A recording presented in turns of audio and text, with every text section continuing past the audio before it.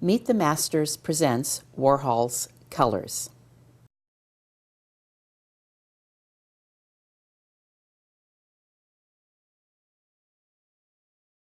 The learning pages focus on the contrasting bright colors and shape repetition that are found in Warhol's paintings. Most important for the art lesson is page 2, where they will practice their lettering both in the block and script styles used in the project. Practicing the calligraphy first will improve their final efforts. Included is the helpful tip of beginning the lettering with the middle letters in the middle of the writing space so words will be centered on the project. On page 3, students will complete drawing the rounded shape of a soup can, which is then cut out and used as a pattern for the project. Display your finished sample and tell students that they will be creating their own pop art, turning an ordinary soup can into extraordinary art. They will be adding the same realistic details, lettering, bright colors, and repetition that Andy Warhol used in his many soup can paintings. Students will trace and cut out 2 soup cans. One will have a white top and colored bottom. The other will have a different colored top and white bottom. Tomato soup was the first flavor made by the Joseph Campbell Company back in 1897, but students can choose their own favorite soups for the labels.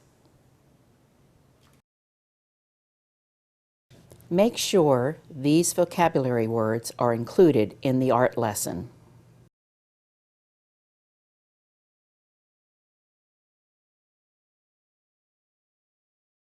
Here is the list of supplies needed to complete the advanced level project.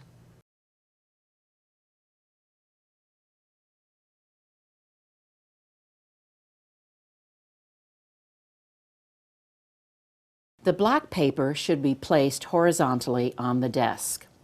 Glue the 6x9 colored paper on either the right or left side, matching the corners carefully. This paper should be a different color from the smaller pieces used for the cans.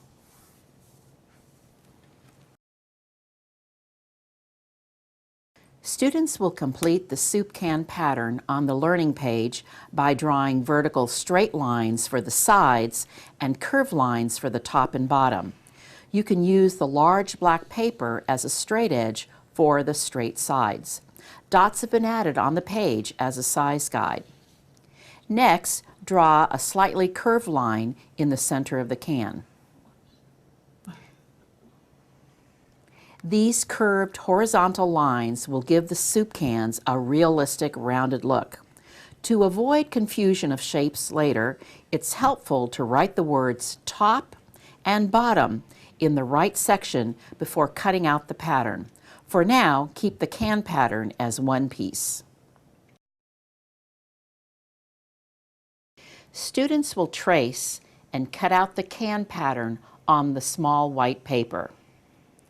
We're using a marker for visibility, but students should use a pencil. Now the can pattern can be cut in half on the center curved line.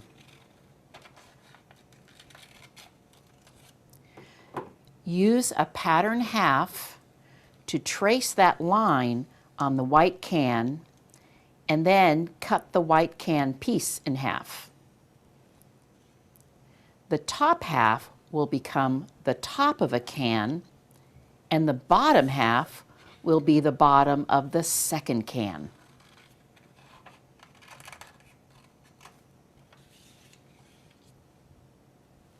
Students will choose one of the colored papers, then trace and cut out a top piece using the correct can pattern.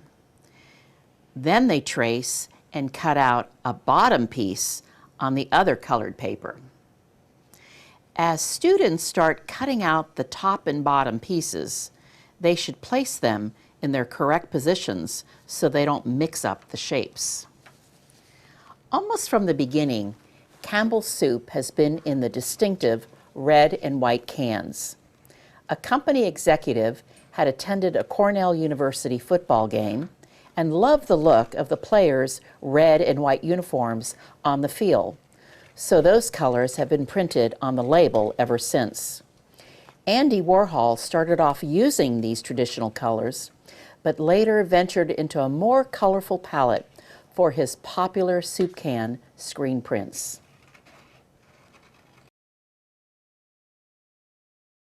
Now center and glue the pieces on the background paper to create two can shapes. If the pencil lines show, students can turn the pieces over.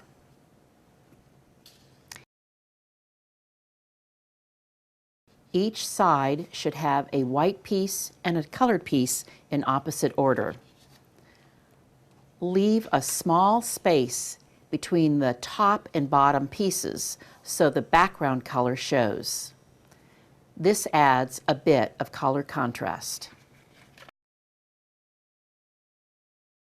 Fold the yellow square in half diagonally and cut out two matching circle shapes. Glue them to the center of each can. The gold seal has been printed on the can labels ever since Campbell's won an award for their soups at the Paris exhibition in the year 1900.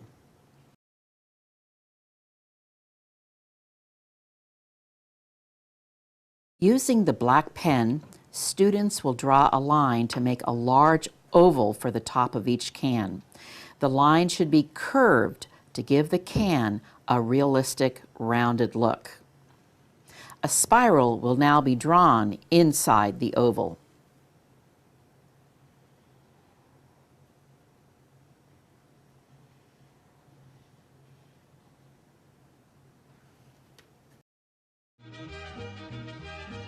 After practicing on the learning page with pencils, students will do calligraphy on their soup cans using the black pens. They will start in the center of each top section to neatly write the word Campbell's. Remind them to think carefully about the space available so letters P and B will be in the middle. If script writing is challenging for students, they can print the word and then connect the letters with curved lines to give it the look of cursive writing. Remember, the letter C has the curly top. Using the black and/or red pens, the soup flavors will be printed in block lettering on the bottom section with the word soup written underneath. Caution students to be careful with their pen work to avoid any smearing, and always start at the top and work down. Tomato soup was the first flavor made by Campbell's, and while it remains popular, chicken noodle is now the top seller for the largest producer of soups in the world. Forgot to dot your I.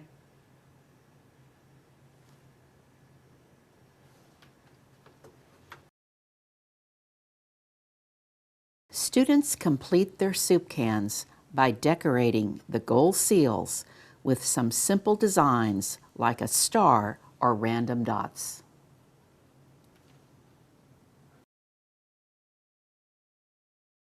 Action. Students will write their name on the front of the artist's profile slip, which is then glued to the back of the project.